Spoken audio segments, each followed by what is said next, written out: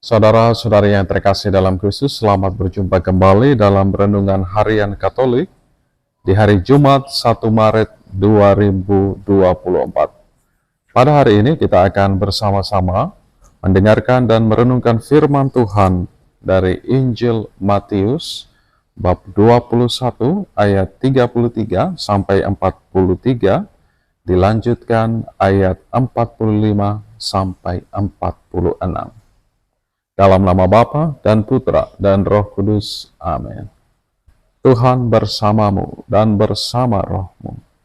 Inilah Injil Tuhan kita Yesus Kristus menurut Matius. Dimuliakanlah Tuhan. Sekali peristiwa, Yesus berkata kepada imam-imam kepala serta tua-tua bangsa Yahudi, "Dengarkanlah perumpamaan ini. Seorang tuan tanah membuka kebun anggur dan menanam pagar sekelilingnya. Ia menggali lubang tempat memeras anggur dan mendirikan menara jaga di dalam kebun itu. Kemudian, ia menyewakan kebun itu kepada penggarap-penggarap, lalu berangkat ke negeri lain.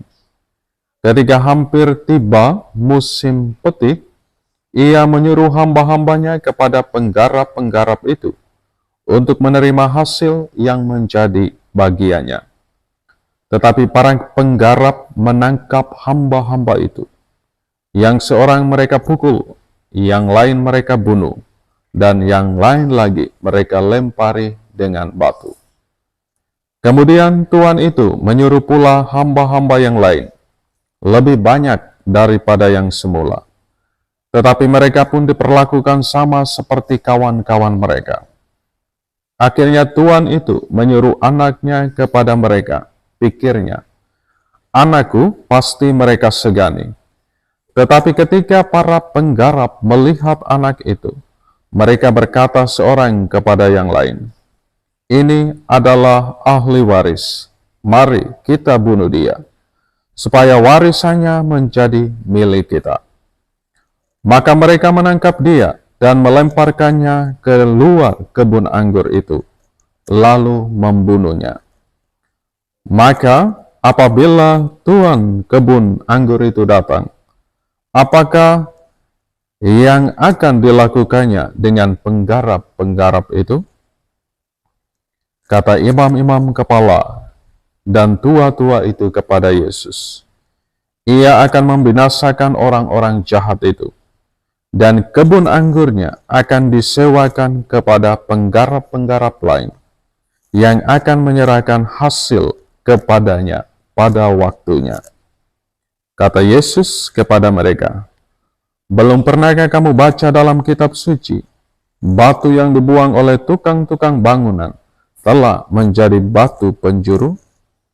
Hal itu terjadi dari pihak Tuhan, suatu perbuatan ajaib di mata kita. Sebab itu aku berkata kepadamu, kerajaan Allah akan diambil daripadamu, dan akan diberikan kepada suatu bangsa yang akan menghasilkan buah kerajaan itu." Mendengar perumpamaan Yesus itu, imam-imam kepala dan orang-orang Farisi mengerti bahwa merekalah yang dimaksudkannya. Maka mereka berusaha menangkap dia, tetapi mereka takut kepada orang banyak, karena orang banyak itu menganggap Yesus nabi. Demikianlah Injil Tuhan. Terpujilah Kristus. Saudara-saudariku, ibu bapa yang sungguh dikasihi dan dicintai oleh Tuhan. Dosa dimulai ketika manusia berusaha memiliki hidupnya, menjadi tuan atas hidupnya sendiri, seraya melepaskan diri dari Tuhan. Manusia menjadi sombong, menjauhkan diri dari Tuhan, dan mulai melihat sesama sebagai saingan dan bukan sebagai saudara. Dengan cara demikian, hidup bersama menjadi seperti neraka, penuh konflik, saling menjatuhkan, bahkan saling membunuh.